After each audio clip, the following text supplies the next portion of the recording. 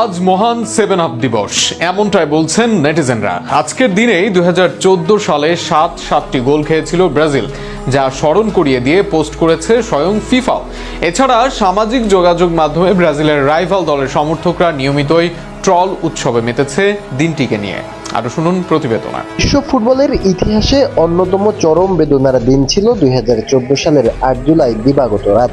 স্বাগতিক ব্রাজিল বিশ্বকাপের সেমিফাইনালে জার্মানির বিপক্ষে 7-1 গোলের লজ্জাজনক পরাজয়ের শিকার হয়। সেই ঐতিহাসিক ম্যাচের 9 বছর পূর্ণ হলো আজ, আর দিনটিকে ঘিরে সামাজিক যোগাযোগ মাধ্যমে আবারও হচ্ছে ট্রল, ব্যঙ্গ ও স্মৃতিচারণার ঢেউ।